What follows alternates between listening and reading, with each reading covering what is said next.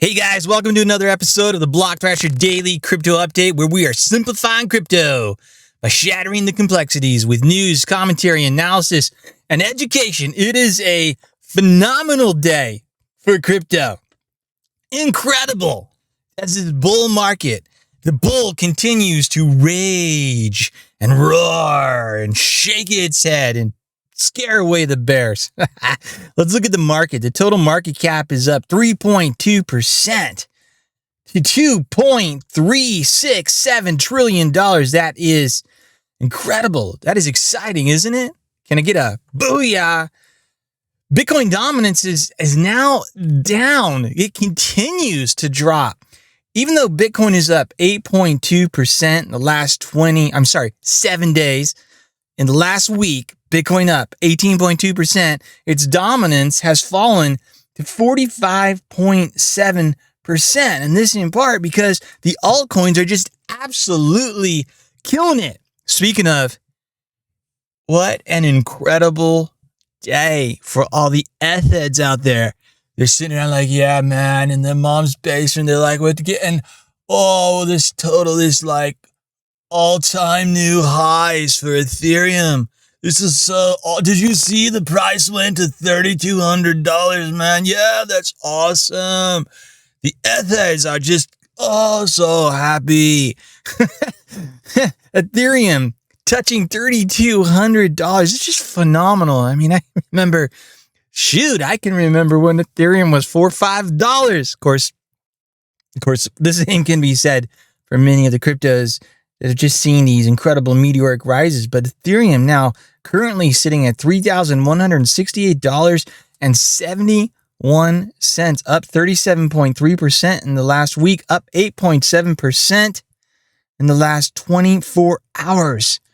Why might Ethereum be seeing such incredible gains? Well, obviously the entire market is. We look at across the market and it is just green, green, green, green, green. Ethereum is not actually the weekly winner. Dogecoin is actually at this moment the weekly winner, up 79.9% on the weekend. XRP coming in close to that at 51% if we're looking at just the top 10. But one of the reasons would be this story that we have today, which is that another company, this NASDAQ traded MOGO, which this MOGO is a payments processing company. They have acquired more Ethereum and have announced that they plan to allocate 5% of their cash in crypto. Business Wires reported that MOGO, a fintech company that works with digital payments, whose stocks are traded on the NASDAQ, has allocated part of its cash reserves to buy Ethereum.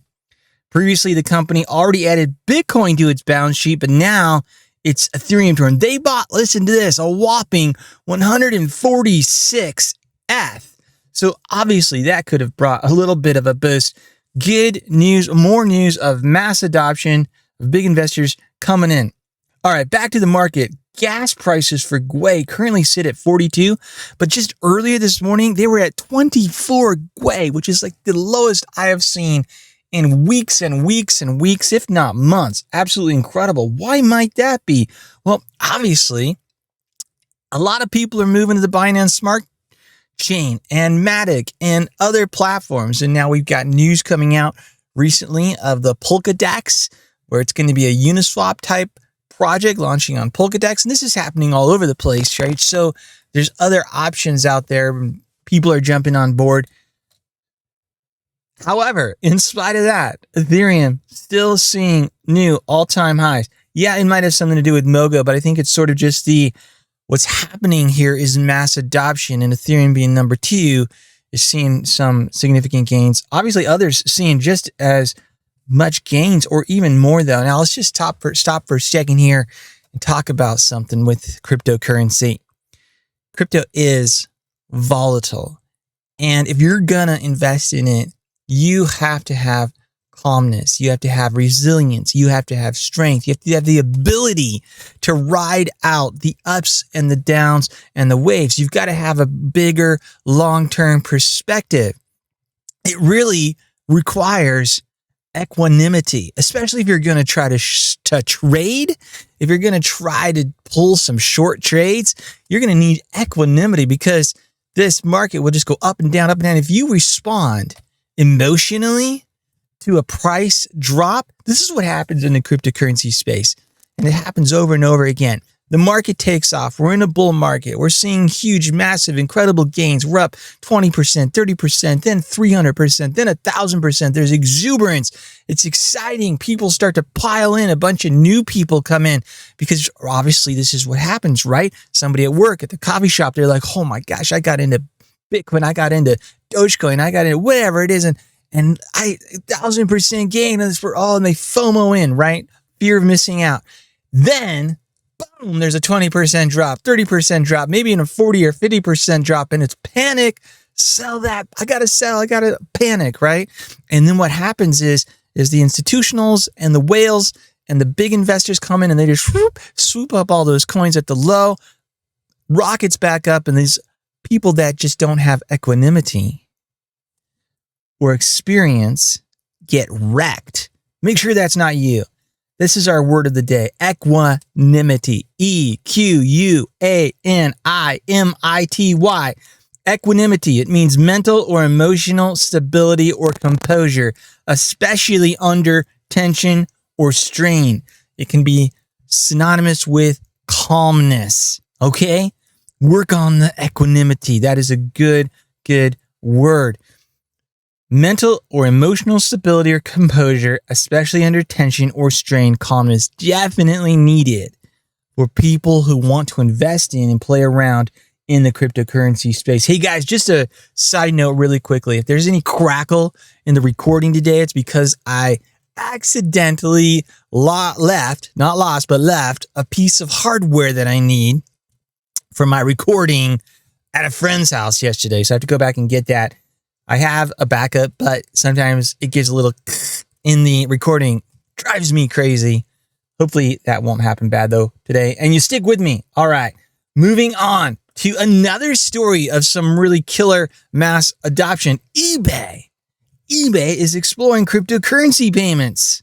According to their CEO, Jamie Lenone, he told CNBC Monday that they are looking to explore receiving cryptocurrency payments on their platform. In addition to that, they are also looking into facilitating NFT sales on its platform. Awesome. All right, let's just, I realized we didn't finish up talking about the market today and where prices are at. So Bitcoin currently 57,886, Ethereum 3,168.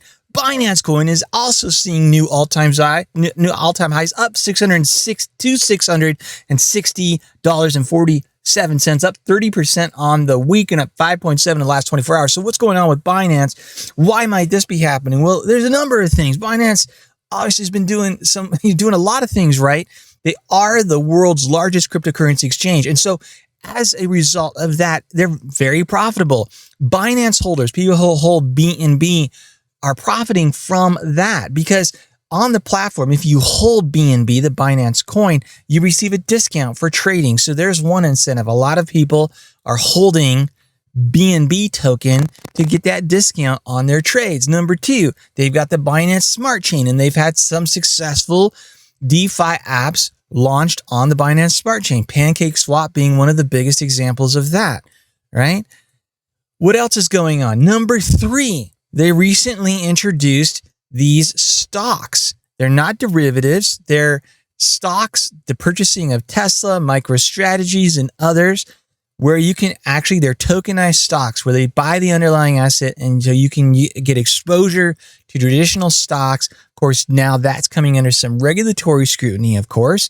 So we'll see what happens with that, but it's a brilliant idea. And it would be great, actually, if they and other exchanges then are able to do this sort of thing and pull this type of thing off because there's just so much more efficiency in trading on their platforms and using cryptocurrency instead. Cryptocurrency that's tied to the actual underlying asset. So that is number three. What else is Binance doing? Oh, they recently announced that they're going to launch an NFT marketplace where not only can you buy and sell NFTs that were created on the Ethereum blockchain, but you can create, like if you're an artist, create an NFT on the platform and then put it into that marketplace for sale. I mean, this could be huge. So Binance is over in the long run, I believe Binance is going to have some of the same problems that Ethereum has, and it's too centralized. So that is the downside on this one. I don't like that. I think they're going to be overtaken eventually by Cardano, Polkadot, essentially, but hey, right now they're the Amazon in the room, basically. This is what they are. And if they are able to capture that market, especially for the NFTs, that's going to be difficult to overcome. Not saying it can't be overcome, because we see this happen over and over and over again in the technology space. A good example of that would be Citrix, which used to lead the market for video conferencing, just getting wiped out and devastated by Zoom. Zoom just made the software easier, made it better, made it simpler. COVID hits, everybody starts using Zoom, and Zoom just devastated Citrix, right? So this happens all over the place. We could talk story after story after story. We could go back and talk about AOL. We could go back and talk about, I'm just going to digress right there for now and move on. All right. Looking at the market again, XRP, $1.56, up 51%. In spite of the SEC situation, keep an eye on that, see what happens. Dogecoin at 39 cents. This is just incredible. This is incredible. I'm not going to flip over and become a Dogecoin fan yet, guys. The fundamental problems still remain, and this worries me. I'm just going to say that. You might hope, let's just hope and pray for the sake of everyone who's in Dogecoin that it can hold these levels. I sure hope it can hold these levels. I don't want to see anybody lose, but the number of coins that are created requires new injection of money. This is not Bitcoin, right? This is not a deflationary asset, guys. So it has to keep growing. At some point, it's going to hit that, and then it's going to start to fall. And when it does, that's when I'll be. If you're holding Doge, keep it. Just put in a stop loss sell or something, right? 20%, 10% below, especially if you're up. Put in a stop loss sell so that you don't get wrecked if that happens. Cardano currently $1.35, up 24% on the week. We are just green across the board. Polkadot is also up 25%, $37.21. Uniswap up 28.2 on the week. It's for $43.24. Bitcoin Cash over $1,000, up 32.4%. This market is on fire. Litecoin $280.62. Chainlink up 28%, $40.15. Everything's up. VeChain up 26%. Solana at an all-time high, getting closer to $50. It is currently $48.09. Oh, this reminds me. I've been working on and doing a bunch of research, and I will very soon release on the website, on blockthrasher.com, and on the Facebook group, probably on Twitter and wherever else, what I've been working on, which is it's a strategy for trading and investing going forward. And what it is essentially is, what are the projects that are going to be launching on Cardano, Polkadot, and Solana, okay, that have already launched, essentially? What are the similar products that have already launched and seen success on Ethereum, but that are going to launch on these blockchains, which are actually faster and better technology? And when people start to realize that they can do the same things that they do on Uniswap, but they're doing it on Cardano, and it's orders of magnitude faster and cheaper, and that ecosystem gets built out, and there's all these other immense value. So this is going to be an opportunity. So what I'm doing is I'm going through with Cardano and just researching, as I always have and always do, crap out of it to find what are the new projects that are coming. So for instance, Uniswap. With Cardano, we have a project called Liquid. It's already received funding in round 2 and 3 and 4, I think, on the Catalyst funding. We got the same thing going on with Polkadot with the Pokedex. We got the same thing going on with Solana. So I'm going to create a document, essentially, that just lists out, here are the projects coming on Cardano that we currently know about. Here are the projects that are coming on Solana. I'll probably run through those on a podcast episode as well, video as well, so that you guys have all that information. But the idea in the strategy being here is that, I would say these projects that are going to launch on Cardano, the Oracle, for instance, there's an Oracle out there, Ergo, right? Which is making oracles. And they're even working with Wolfram Alpha. Now, Wolfram Alpha is chain agnostic. They've already done it with Bitcoin. They've already done it with Ethereum. But if you don't know what Wolfram Alpha is, check it out. I mean, they've got this computational knowledge machine, right? And they also write software for mathematicians that's just industry standard. It's the best. Brilliant people over there, right? But they are creating Oracle services as well that will be available for Cardano, which is great. But ergo, potentially, we shall see being the chain link of Cardano and doing it better. And I'll release the reasons why. There are technical reasons why Ergo's Oracle system is going to be significantly better than Chainlink is. And it also has something to do with the way Ethereum works with its network. With its accounting model versus its UTXO model. But that gets into some really deep stuff, which is too much for today. This is just a crypto update.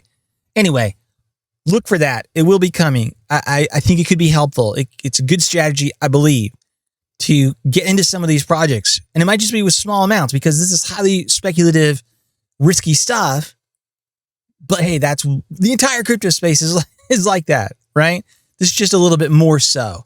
You're a little bit, if you're throwing money into Cardano, if you're throwing money into Algorand, there are certain projects out there that they're incredibly stable, almost, like the closest thing to stable coin they've been during this bull run. I mean, they will see some nice pumps, but they're not as significant and they don't drop as much, right? It's just a constant climbing up because these projects are just, they're not hype. They're not the hype pump and dump that you see of a SafeMoon or a Dogecoin or something like that. These crazy gains because all these people pile in, and then you also see these crazy losses, right? So anyway, moving on. Solana, $48.09. Stellar, 55 cents. Theta, 11.73. All right, that's enough for the market update.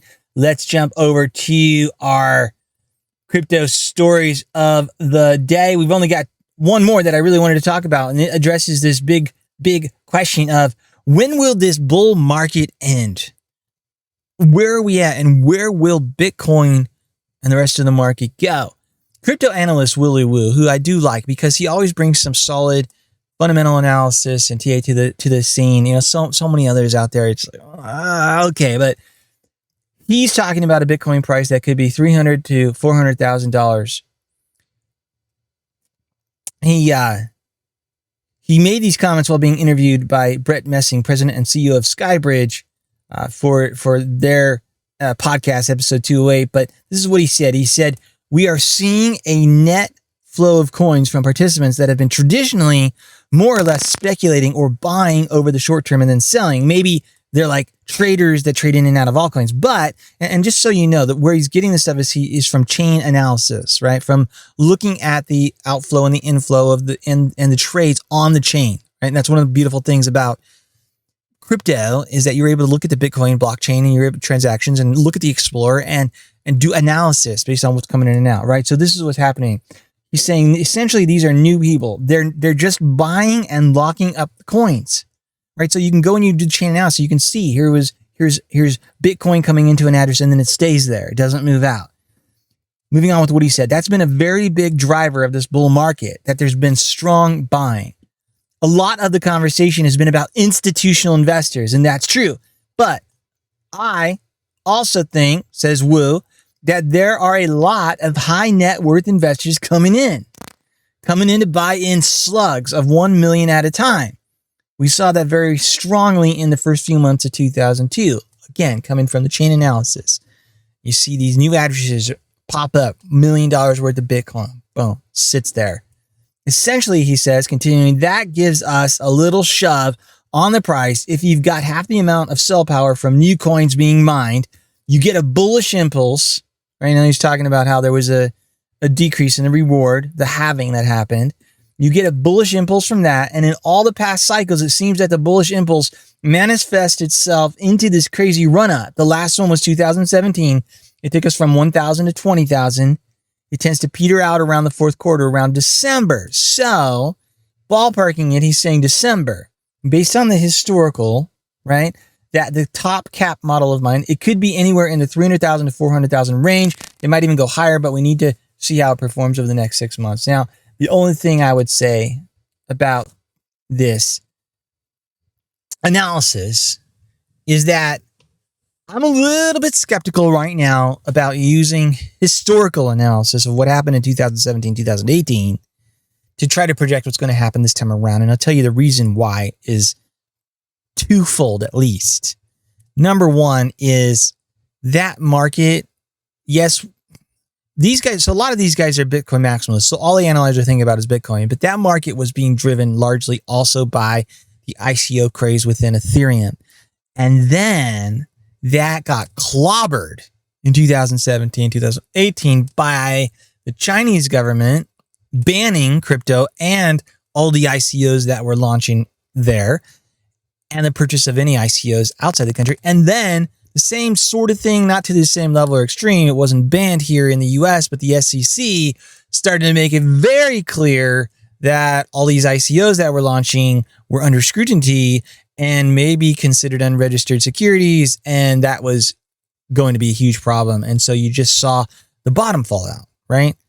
Number two, why it's different this time around than before is because the level of speculation. Now we're starting to see it in this market. We're starting to see the crazy pumps and dumps. We're seeing the safe moons. We're seeing Dogecoin. We're seeing, projects that just, they pop. I mean, and there's so many Fair Moon. And I mean, the list goes on and on. And I can't even keep track or remember all of them that are coming that are just launching. And this is what was happening in 2017. It was like ICO after ICO after ICO. Oh, you got to jump into this one. I just had a 10,000% gain, right? So these are get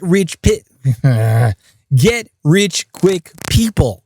Right? Who want to pump and dump, who want to pump and get rich in a week and dump, or 2 weeks and dump. This is not long-term thinking. This is not, let's build out an ecosystem. Let's do something that's going to change the world. Let's go into Africa and help their school system actually keep accurate records of their grades so that we can cut down on fraud and college entry and give these people identities where they otherwise don't, so that they can start to record on the blockchain that they got a little loan from the shop on the corner of the road, the guy that runs a little business there. They got a little loan so they could start up their own little business, delivering food that their wife is making in this, in Africa, whatever, in Nigeria to their neighbors. And that gets recorded, and it gets recorded that they pay it back successfully. So they have a little bit of a credit record. Well, otherwise they don't, because they can't get banks. They're unbanked, or they can't build credit because the system isn't there. And so these countries looking to leapfrog. No, this not. So point being, I'm getting sidetracked and a little bit excited about the stuff that's coming, especially with a Cardano blockchain, which is what I was just talking about with all this Africa stuff. But 2017, 2018, a lot of that hype, speculation. This is immature. Not only is it immature on the part of the people that get involved in this stuff, but I mean, it's immature in terms of the market, where now we're seeing a maturity in the market. We're seeing institutional investors coming in, and they're not jumping into the safe moons. They are getting into Bitcoin, as we've been seeing. They're getting into Ethereum, and they're looking at the other top 10 alts that are serious, mature projects that are producing mind-blowing next generation financial services types of products, dApps, DeFi, NFT market, etc., that are really going to disrupt and change everything, right? And so there's this mass adoption that's a much more mature adoption. And just in that story we read from the analysis of Willy Woo, that's exactly what he was talking about.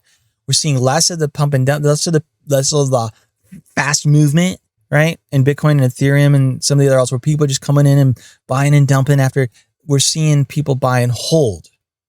And obviously all the staking platforms are moving in that direction, where it's a great passive income, a great passive investment income. Cardano, Polkadot, Algorand, especially Cardano and Algorand, being super simple to do that. It's coming to ETH, they say. Hopefully it will. What does this do? This brings maturity to the market. And so things are just different this time around, is what I'm trying to say. So, if we do see a speculative craze, if we continue to see these Ethereum tokens, right, that some team creates, throws up a website, writes a great white paper, roadmap, we can do all this stuff, right? And it just goes insane. And then there's we're seeing rug pulls. We've been seeing rug pulls, especially on the Binance Smart Chain. And then we start to see more of these rug pulls happen on Ethereum with the ERC20s, with the smart contract tokens, is what I like to call it. This is one of the things a lot of people don't realize about tokens that are launched on the Ethereum blockchain. There's a level of risk there because they're launched with smart contracts, and the team that created the smart contract can change or alter the smart contract at any time by updating that code. Whereas when you have large projects like Ethereum, it's nearly impossible to make changes. It takes them forever. There has to be all this agreement and the core devs and all this sort of thing. Bitcoin even more so. It's a feature of Bitcoin. It's very difficult to make any changes to the core code of Bitcoin. Cardano, Polkadot, Solana, all of these, they've created a governance system. So there's actually a very smooth, and they even have a hard fork combinator in the case of Cardano, and they call it a non-event because it's so smooth.